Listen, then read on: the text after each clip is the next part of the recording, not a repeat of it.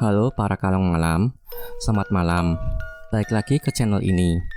Pertama-tama, aku mau mengucapkan terima kasih kepada kalian yang bersedia meluangkan waktu untuk mengunjungi channel ini. Berbicara mengenai kejadian mistis, khususnya pengalaman mistis yang mana ini kisah nyata yang dialami oleh seseorang manusia biasa, memang nggak ada habisnya dan nggak akan pernah bosan kita dengar. Memang, rasa penasaran manusia akan kehidupan lain di dunia sana memang selalu menarik perhatian kita. Pernahkah kalian bertanya atau penasaran dalam hati, mengapa makhluk-makhluk tak kasat mata ini selalu eksis dan hanya berani menyerang manusia saat malam hari? Atau mengapa mereka ini hanya berani masuk ke alam bawah sadar kita untuk menakuti kita? Apa yang mereka cari atau inginkan dari manusia? Entahlah, rasanya pengalaman yang dialami narasumber belum cukup untuk menjawab pertanyaan tersebut secara lebih dalam. Namun, setidaknya memberikan gambaran kepada kita manusia bagaimana menyikapinya, dan sebaiknya jangan coba-coba main-main dengan yang namanya gaib. Karena jika salah, nyawa keselamatan menjadi taruhannya. Kembali lagi ke lanjutan episode sebelumnya. Kali ini aku akan menceritakan kisah nyata yang dialami narasumber dengan menggunakan sudut pandang yang dialami dari sisinya. Oke, tanpa basa-basi, aku lanjutkan cerita kemarin. Kejadian ini asli aku alami pas aku ngetik cerita horor di kos episode 16, yang mana malam sebelumnya aku dengar suara tangisan cewek. Jadi masih pas bulan Maretan lah. Kurang lebih begini ceritanya. Kejadian ini asli aku alami pas aku ngetik cerita horor di kos episode 16, yang mana malam sebelumnya aku dengar suara tangisan cewek. Ya, jadi masih pas bulan Maretan lah. Jadi kurang lebih begini ceritanya. Kala itu aku lagi main game online di Android. Kalau nggak salah sih aku main RO, Ragnarok Online. Mungkin dari sini kalian para kalong malam yang setia pada channel ini bisa menebak kapan tahunnya. Aku cuma main game 2 aja, kalau gak main PUBG ya main RO. Aku waktu itu lagi farming monster ceritanya. Nah, pas kalau main game malam biasanya aku gak pakai sound, soalnya adikku lagi tidur. Aku juga gak pakai headset, soalnya lagi males aja gerak dari tempat tidur. Pas asik-asiknya aku main game, tiba-tiba terdengar suara sayup-sayup tapi pelan banget. Anehnya tuh suara nyantol banget di kuping walau suaranya sayup-sayup. Aku dengar suara cewek nangis. Aku yakin 100% ini suara cewek. Suaranya nusuk banget di kuping. Kalau kalian mau membayangkan apa yang aku rasakan, suara tangisnya kayak pelan tapi nusuk masuk ke lubang telinga. Kurang lebih itu yang aku rasakan. Mungkin mirip suara menusuk lengkingan mikrofon, tapi ini suaranya pelan tapi terngiang masuk.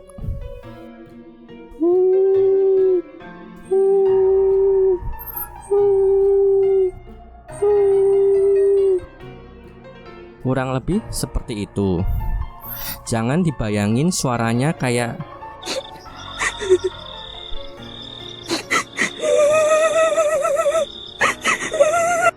beda jauh. Apalagi macam suara witch di game Left 4 Dead. Beda jauh. Suaranya asli nusuk kuping dan bikin terngiang.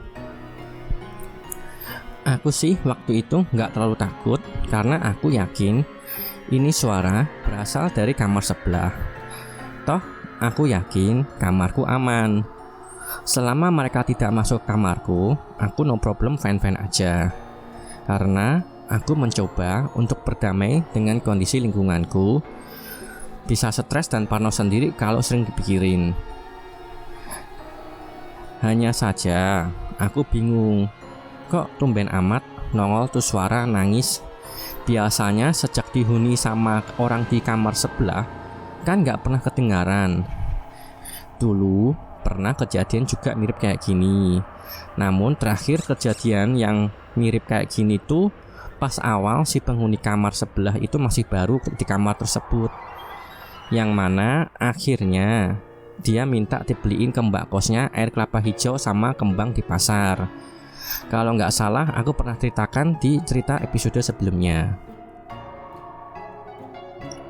Aku waktu itu penasaran tapi takut. Aku nggak berani keluar kamar karena takut kalau tuh kuntilanak tiba-tiba nongol di depan pintu kamar. Kalian pasti juga akan berpikiran yang sama seperti aku jika kalian mengalami dalam kondisi yang seperti aku ceritakan ini.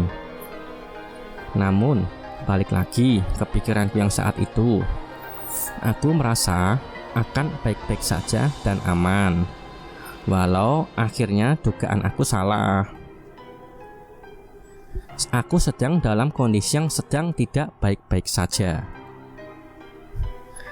Aku akhirnya putusin ngintip pakai HP. Jadi tuh kamera HP aku nyalakan, terus aku selipin tuh kamera di sela-sela gorden jendela. Namun anehnya, melalui layar HP, aku mengetahui bahwa lorong koridor dalam kondisi kosong. Tapi kamar sebelah ternyata gelap kosong. Berikut pula jendela kamar mandi yang terlihat di lorong juga gelap. Pantesan tuh miskin nongol. Karena selama ada penghuni ini, lampu kamar mandi selalu dinyalakan, baik siang dan malam. Kok tumben amat gelap gulita baik di kamar maupun toiletnya. Ya udah, setelah meyakinkan diri dan aku cukup yakin Tuhan tuh tidak bakalan masuk ke kamarku, aku di sini mencoba mensugesti diri dan berpikir positif. Soalnya kalau aku makin takut, ntar malah mengundang makhluk tak kasat mata tersebut ikut mengganggu aku. Aku pun mencoba untuk tidur dan menutup seluruh badan, termasuk kepala dengan selimut.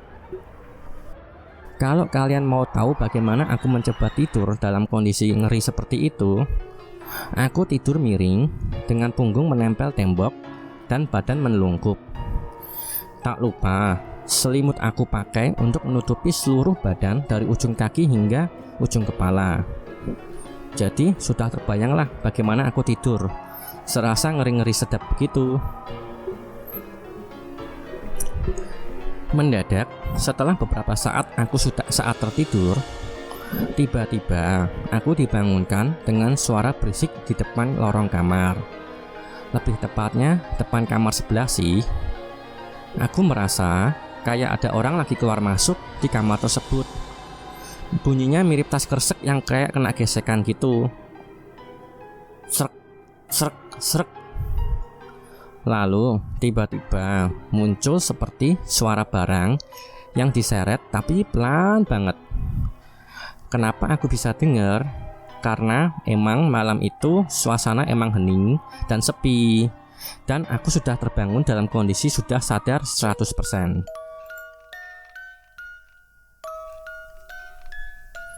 Waktu itu hampir menunjukkan pukul jam 2 lebih 10-an. Terasa ada aktivitas di kamar sebelah ini. Suara seperti barang digeser maupun seperti suara berisik. Aku pun gak berani mengintip karena aku tahu kalau jam 2-an dini hari merupakan waktu favorit para dedemit untuk bergentayangan di rumah dan merupakan puncak-puncaknya. Aku hanya mencoba meyakinkan diri kalau penghuni sebelah itu udah datang supaya tidak jiper mentalku. Keesokan paginya, pas aku mau berangkat kerja, aku melewati kamar tersebut. Pas aku melewati kamar tersebut, nampak si mas penjaga kos sedang membuka kunci kamar pintu tersebut. Aku pun iseng nanya, kenapa kok dikunci pintunya? Si penghuni kamarnya ada di mana? Si mas ini menjawab, kalau kamar ini udah kosong hampir seminggu lalu. Nah, Penghuni kamar ini juga udah pindah semenjak seminggu yang lalu. Si penjaga kos ini lagi ngepel dan nyapu kamar yang kosong. Pas aku mengintip kamar tersebut dari koridor, anjir, tuh kamar kosong, bener-bener kosong. Syok lah aku saat itu juga. Yang bikin bingung, nah, suara kayak berisik semalam tuh apaan? Pas sesampainya aku di kantor, pas aku lihat kalender di meja, aku baru nyadar kalau semalam itu malam Jumat. Jir. Berarti semalam emang ada sesuatu yang beraktivitas di kamar yang telah kosong hampir seminggu lalu. Dia, dalam tanda kutip ini, menunjukkan eksistensinya. Memang aku baru sadar di kantor kalau malam itu aku sedang tidak baik-baik saja.